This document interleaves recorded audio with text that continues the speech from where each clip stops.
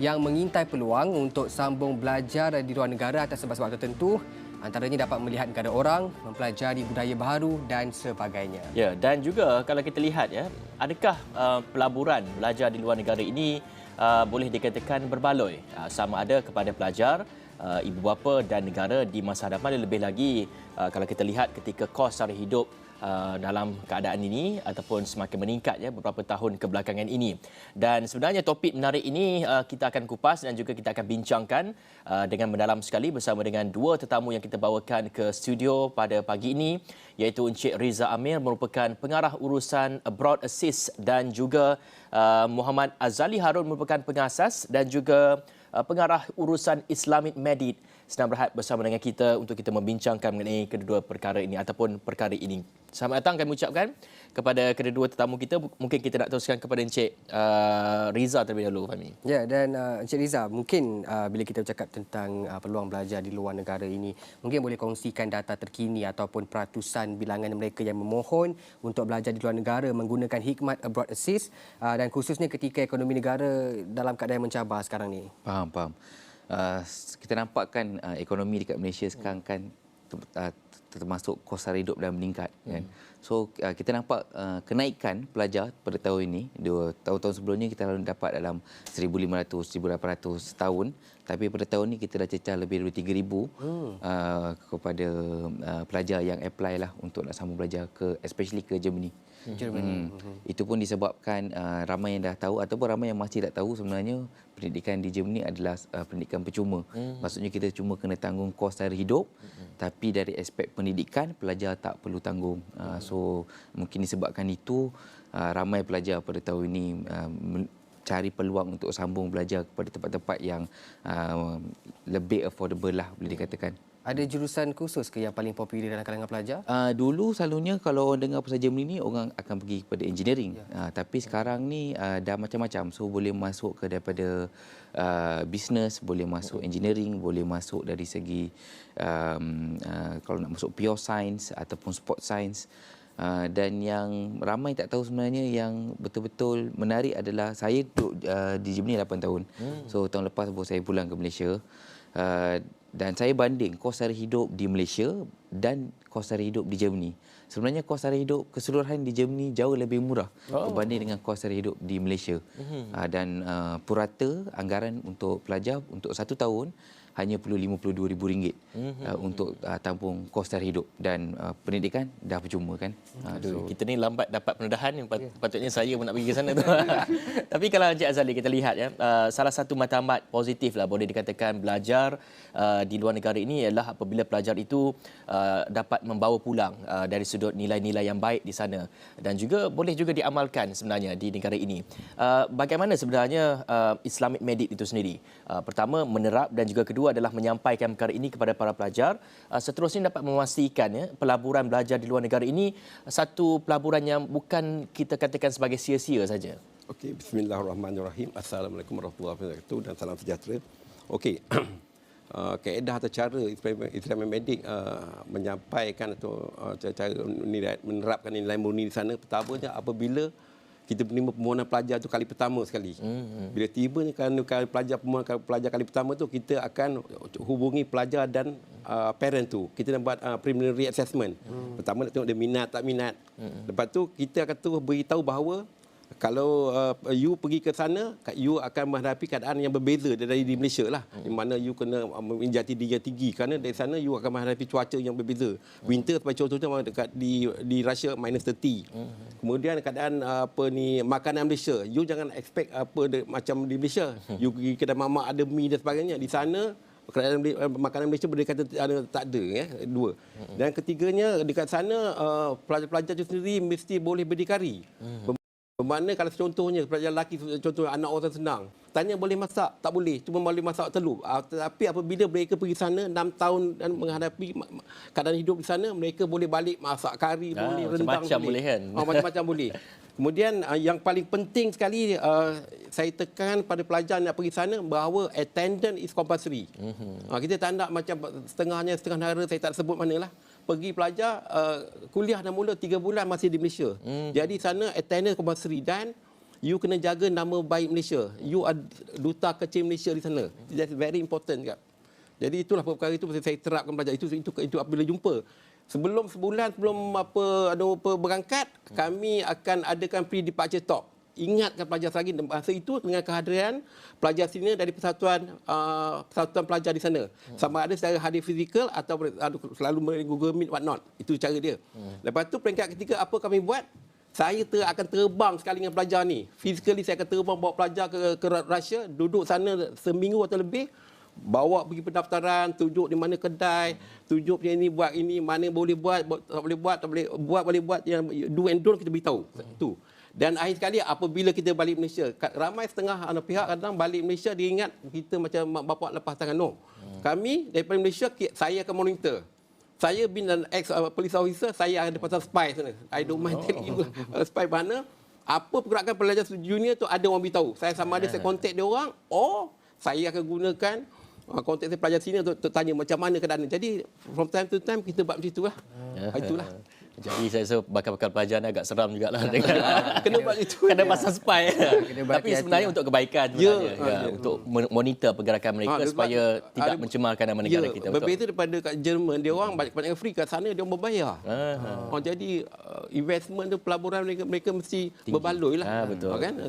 Ya betul. Dan Cik Riza, mungkin berdasarkan pengalaman abroad assist, lazimnya selain daripada faktor kos sara hidup di sesebuah negara itu rendah dari sektor pendidikannya, apa mungkin yang menjadi faktor penarik kepada pelajar Malaysia untuk menerima pendidikan di sana? Adakah mungkin kerana ada jurusan atau kursus yang tidak ditawarkan di negara ini namun di negara lain, ataupun mungkin ingin mendapatkan peluang pekerjaan dengan gaji yang lebih progresif di luar negara? Ya, okey, yang pertama terutamanya sebabkan percuma lah, pendidikan percuma nombor satu. Nombor dua adalah apa yang menarik, kenapa kerajaan Germany ini bagi pendidikan percuma kepada semua pelajar antarabangsa, international students kan. Because kalau kita tengok tak masuk akal lah. Betul. Patutnya kita bagi kepada kita punya rakyat saja kan. Tapi disebabkan Germany ni populasi dia semakin menua dan purata anak setiap keluarga hanya satu. Jadi populasi dia dah aging. Dan kebanyakan Jerman ni umur sekarang pencen 68, dan kalau diorang tak dapat golongan muda untuk gantikan the workforce in the country, dia akan naik ke 71. Jadi faktor tarikan satu lagi adalah Jerman government ni bagi banyak insentif kepada pelajar selepas you dah graduate untuk you tinggal di negara dia dan dapatkan peluang pekerjaan. So setiap student lepas 6 bulan visa you dah mula-mula dapat student visa you akan tamat 6 bulan. Lepas tu you akan dapat residence permit. Residence permit tu renewal every 2 years. Lepas you habis je belajar, dia akan bagi you lagi 18 bulan, setahun setengah untuk duduk dalam Germany untuk cari pekerjaan. Dalam masa 2 tahun saja you dah boleh dapat PR. So dia punya peluang pekerjaan dia memang banyak lah di sana. Ya, dan dari sudut juga kita tahu apabila kita menghantar pelajar ke luar negara ni, selain daripada menawarkan mereka ni satu pembelajaran daripada universiti yang prestige, dan juga mereka ni dapat juga melanjutkan pelajaran di sana, tapi kita mahukan nilai-nilai ini yang Encik Azali terangkan juga. Tapi Encik Azali, Islamic Medic ni kita tahu ia ini tidak hanya menumpukan kepada mungkin negara Rusia saja dalam bidang perubatan, tetapi aviation, tetapi juga pengajian Islam di Indonesia itu sendiri. Dari segi nilai yang diharapkan daripada pelajar-pelajar jurusan ini untuk memberi semula kepada negara kita ataupun apabila tamat pengajian mereka nanti sebenarnya. Baik, tentang apa untuk kursus agama, pihak Islam Medit tumbuh pada 2 je kursus, iaitu Ijazah Sarjana Muda Syariah dan Ijazah Sarjana Usuluddin. Dan yang universiti yang kami hantar cuma satu di Indonesia, iaitu di Universiti Islam Sultan Syarif Qasim, Pekanbaru Riau. Okey, pertama mengapa kami hantar tempat tu? Pertamanya kos yang paling murah, dekat dengan keluarga, dan tenaga pengajar je semua kebanyakan dilatih, ditrain atau mendapat ijazah pertama atau di Universiti Al-Azhar dan juga di Malaysia. Jadi melalui 2 kursus ini yang memakan masa lebih kurang 3 tahun setengah, akan menghasilkan graduan yang kukuh akidahnya, mantap ibadatnya, mulia akhlak, luas ilmu wawasan, tinggi keterampilan dan serta daya saingnya. Jadi kebanyakan mereka bila balik ni, mereka akan universiti ini perlu saya tegaskan bahawa diiktiraf oleh kerajaan Malaysia. Jadi bila balik ni banyakkan mereka diserap dalam perkhidmatan kerajaan. Mereka jadi pegawai syariah, kuasa dan setengah jadi guru lah. Dan tak kurang juga yang jadi pendakwah bebas. Contohnya apa yang kebanyakan mengapa kami hantar itu salah satu sebabnya lagi lah. Kerana kalau kita ingat pendakwah yang hebat dia di Indonesia, Ustaz Somad, dia adalah salah seorang tenaga pengajar di universiti yang berkenaan. Jadi itulah mengapa kami hantar ke sana lah. Baik, itu kiranya antara macam berita baik jugalah belajar di luar negara dan balik ke Malaysia dapat pula peluang pekerjaan. Okey, banyak lagi sebenarnya perkara yang kita nak bincangkan mengenai pendidikan di luar negara ini, tapi kita perlu berhenti berehat seketika dan kita kembali selepas ini. Jadi kita nak meneruskan kepada perbincangan kita bersama kami masih lagi, iaitu dua tetamu kita, Riza Amir, Pengarah Urusan Abroad Aziz Sdn Bhd, dan juga Muhammad Azali Harun, Pengarah Urusan Islamic Medic Sdn Bhd bersama dengan kita. Kita nak teruskan kepada Riza terlebih dahulu. Kalau kita cakap mengenai pengajian di Jerman ini, kalau pengajian di United Kingdom mungkin kita boleh berbahasa dalam bahasa ibunda mereka, bahasa Inggeris, yang di Malaysia juga menggunakan pakai bahasa itu. Tapi di Jerman ni mungkin di Malaysia tidak menggunakan pakai. Jadi adakah perlu sebenarnya rakyat Malaysia nak pergi belajar sana kena belajar juga bahasa Jerman, ataupun mungkin ada pilihan ataupun option untuk mereka sendiri? Sebenarnya dia ada big misconception. Ramai orang fikir kalau you nak belajar di Jerman secara percuma, you mesti belajar bahasa Jerman. Tapi sebenarnya benda tu tak benar. Sebenarnya you boleh ada tiga option. You boleh belajar fully dalam bahasa Jerman, ataupun you boleh belajar partial dalam Jerman, partial dalam English, ataupun you boleh belajar fully dalam English pun boleh juga. So sebenarnya terdapat lebih daripada 800 program, termasuk ijazah sarjana muda dan juga ijazah masters and PhD onwards. Lebih daripada 800 program yang semua yang you boleh belajar fully dalam English, dan program tu adalah program yang free tuition fees. Maksudnya you tak perlu bayar untuk pendidikan you dan cuma tanggung kos sara hidup. Kita perlu tanggung kos sara hidup saja. Kos sara hidup saja 1 tahun RM52,000. Okey. Ya. Baik, untuk Encik Azali, kita tahu kita ada mendapat kiranya berita gembira lah dalam kalangan mungkin bakal graduan, di mana kerajaan mengumumkan tajaan JPA disambung semula dan diteruskan sehingga tahun 2027. Jadi apa makna penyambungan tajaan JPA ini dari perspektif Islamic Medic Sdn Bhd? Apa yang boleh dijangkakan? Baik, terlebih dulu saya ingin menyampaikan reaksi para ibu bapa dan pelajar lah. Mereka benar-benar melahirkan kesyukuran lah, dan berterima kasih pada Yang Berhormat Perdana Menteri kita kerana sanggup menyambungkan tajaan JPA itu sehingga 2027 lah. Jadi dari pihak Islamic Medic kita akan menyangkakan bahawa akan berlaku pertambahan lah, permohonan pelajar untuk ke luar negara lah. Jadi untuk mengatasi permohonan yang bertambah itu, kita telah berangka lah strategi cara mana untuk mengatasinya. Pertamanya kita minta universiti tambah kota pengambilan pelajar Malaysia. Saya beri contohlah, kalau di Rusia dan di Rusia dan universiti di Indonesia, kota untuk pelajar Malaysia hanya 30 tempat saja, tak lebih 30 tempat. Jadi bila berlaku dengan pertambahan ini, kita akan menghubungi pihak universiti untuk mengambil tambahan inilah. Betul. Tempat Rusia kalau dia punya setahun intake dia antara 1,500 hingga 2,000 student per year intake. Malaysia dapat 30 orang saja. Dari 45 negara all over the world. Jadi kita akan mohonlah untuk tambah kota. Yang keduanya, kita akan mohon universiti buka balik tawaran kursus yang satu ketika itu mereka tutup. Saya beri contoh yang jelas ialah Universiti Pajajaran di Indonesia. Satu ketika dulu Pajajaran hanya memberi kursus farmasi saja sehingga sekarang. Tapi dengan pertambahan ini, kita akan minta mereka buka balik kursus perubatan pergigian. Sebab Pajajaran is top 5 universiti di Indonesia lah. Kemudian langkah ketiga yang mungkin kami akan buat, kami akan mohon badan-badan seperti Malaysian Dental Council, Pharmacy Board of Malaysia untuk membuka, untuk beri pentarafan pada dua kursus ini, kursus pergigian dan farmasi di Rusia terutamanya. Sebab apa, kalau untuk makluman, di Rusia ijazah yang diiktirafkan adalah perubatan sahaja. Pergigian dan dentistry tidak iktiraf. Jadi dengan pertambahan pelajar ini, mungkin kita akan minta yang dua board tu untuk bantu kita lah, untuk beri pentarafan. Jadi boleh tampunglah permohonan yang bertambah itulah.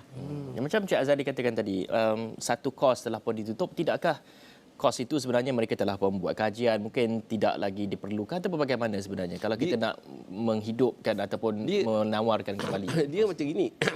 Yang dalam Universiti Pajajaran tu dia sebab dia dah jadi salah satu universiti yang elit. Dia lebih nak beri keutamaan pada pelajar tempatan ni lah. Dia beri keutamaan. Jadi yang kita ni second feeder lah. Jadi mungkin kita akan jumpa balik, cakap elok kita keperluan ni semua dan sebagainya. Mungkin insyaAllah dia akan beri pertimbangan. After all kita kan negara jiran, serumpun kan.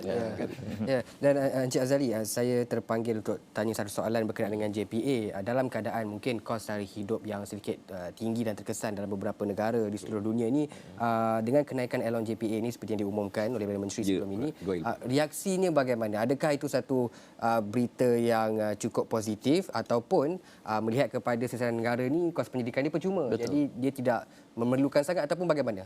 Okey, reaksi yang pertama saya terima daripada ibu bapa dan pelajar, dia orang telefon, dia orang melahirkan kesyukuran lah, dicakap lah. Tetapi pada masa sama mereka juga ini keluhan mak bapak lah. Pada masa sama dia kata sekarang bila ada JPA extend sampai 2007 mereka merasa gembira lah. Tetapi mereka akan bertambah lebih meriah lagi seandainya kerajaan-kerajaan negeri melalui pusat zakat membantu sama. Apa yang berlaku sekarang ini keluhan mak bapak ni, ini hakikat sebenar. Zakat negeri-negeri kebanyakan hanya bagi pada negara pelajar yang pergi belajar ke Timur Tengah saja, ke Mesir, ke Morocco.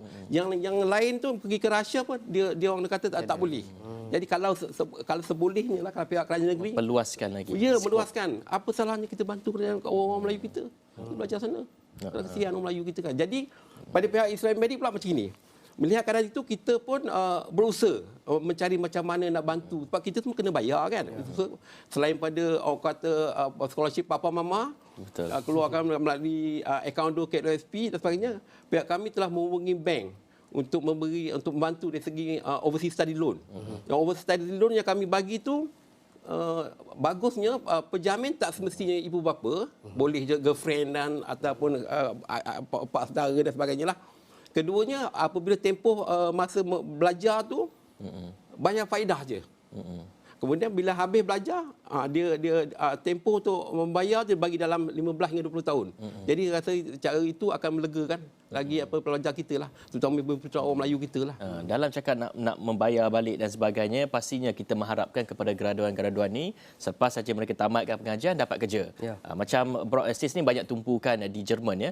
Jerman ni kita tahu satu negara yang cukup memberi fokus kepada TVET itu sendiri. Betul. Jadi bagaimana sebenarnya kita nak bercakap mengenai kebolehpasaran graduan-graduan dari luar negara ini, lebih lagi dengan dibekalkan kemahiran ini, kebolehpasaran mereka selepas pengajian mereka, adakah boleh dapat terus kerja ataupun mungkin ada kolaborasi antara universiti dan juga pemain industri yang memudahkan mereka untuk mendapat kerja itu sendiri? Okey, so di Germany ni proses je dalam setiap especially dalam sarjana muda, dia mesti ada internship.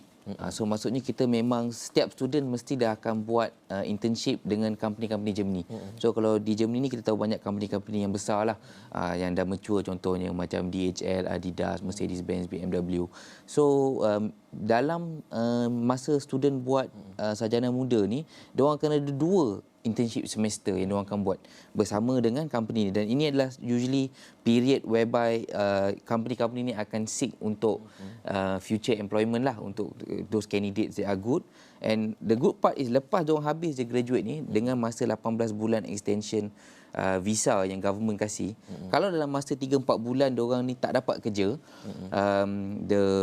dia panggil Arbeits Los punya agency dekat Germany, diorang ni government agency, diorang akan employ you dulu. Diorang akan employ you dulu, diorang akan gaji, at the same time diorang akan tolong you lagi untuk pastikan you dapat kerja, dan you pun responsible untuk cari kerja juga. So macam mana pun you akan confirm akan dapat kerja.